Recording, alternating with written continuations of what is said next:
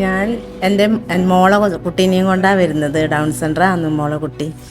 പക്ഷെ അത് ജനിച്ചതിന് ശേഷം എൻ്റെ മോക്കാന്നുണ്ടെങ്കിൽ എനിക്കാന്നുണ്ടെങ്കിൽ ഭയങ്കര ഒരു ടെൻഷനും കാര്യങ്ങളെല്ലാം ആദ്യമേ ഉണ്ടായിട്ടുണ്ട്. ഞാൻ പൊതുവേ എന്താ പറയുക, സോഷ്യൽ ആങ്സൈറ്റി ഉള്ള ഒരാളായിരുന്നു. പിന്നെ മോൾക്ക് ചെറിയ പ്രശ്നം ഉള്ളതുകൊണ്ട് കുറച്ചും കൂടി അത് കൂടിയതല്ലാതെ. പക്ഷേ ഈ അക്കരയിൽ വന്നതിന് ശേഷം എനിക്ക് ഭയങ്കര സന്തോഷമാണ്. മോക്കും അതെ. അക്കരയിൽ മോളെയും കൊണ്ട് വരുന്നത് യൂട്യൂബിലെല്ലാം കണ്ടിട്ട് നോക്കിയിട്ട് ഗൂഗിളെല്ലാം സെർച്ച് ചെയ്ത് നോക്കിയിട്ടാണ് അക്കരയിലേക്ക് വരുന്നത്. വന്നതിന് ശേഷം നല്ല ഇമ്പ്രൂവ്മെൻറ്റ് മോക്കുണ്ട്.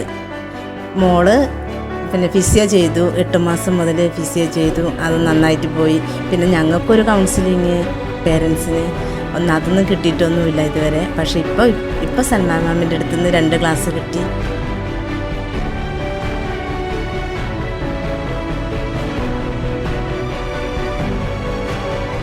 നമ്മൾ പാരൻസിനിങ്ങനെ പുറത്തൊന്നും ഒരു സൈക്കോളജിസ്റ്റിനെ കാണേണ്ട ഒരു അവസ്ഥയല്ല.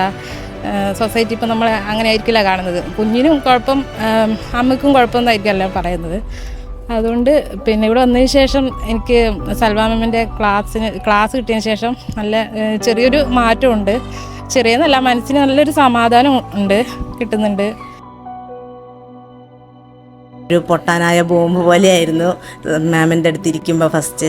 പക്ഷെ ഇപ്പോൾ മനസ്സൊരു കുളിർമയോടെ അങ്ങനെ ഒരു ഇതിൽ വരുന്നുണ്ട്. പിന്നെ എല്ലാം നോക്കി ആയിട്ടില്ലെങ്കിലും എന്നാലും ഇനിയൊരു 2 ക്ലാസ് കൂടി, കൗൺസിലിങ് ക്ലാസ് കൂടി കേട്ടാൽ ഞാൻ ചിലപ്പോൾ നോർമലാവുമായിരിക്കും.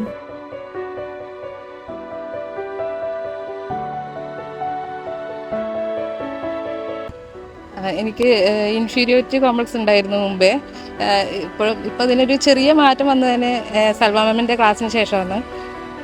പാട്ട് പാടാൻ ചെറിയൊരു കഴിവുണ്ട്. ഒരു വേദിയിൽ പാടാനൊരു അവസരം കിട്ടിയാലും ഞാൻ ഇതുവരെ ശ്രമിച്ചിട്ടൊന്നുമില്ല, കാരണം ഈ ഒരു കോംപ്ലക്സ്.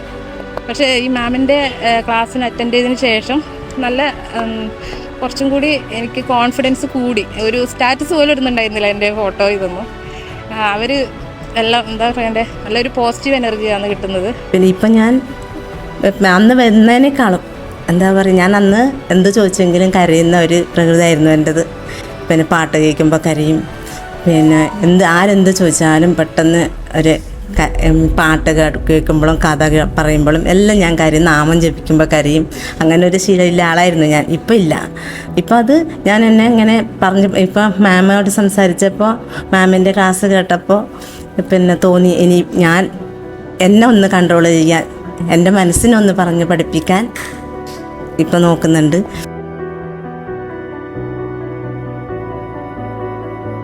മാമിൻ്റെ ക്ലാസ്സോടുകൂടി ഇപ്പം ചിരിച്ചിട്ട് സംസാരിക്കാൻ കഴിയുന്നുണ്ട് എനിക്ക്. നമ്മളെപ്പോലെ തന്നെ കുറേ അമ്മമാർ, വിഷമിക്കുന്ന അമ്മമാരുണ്ട്. അവർക്കെല്ലാം ഒരു താങ്ങും തണലും ആണ് നമ്മളോട്. എന്താ പറയുക, മാമിൻ്റെ ഒരു പ്രസൻസിൽ നല്ല ഹാപ്പിയാണ്.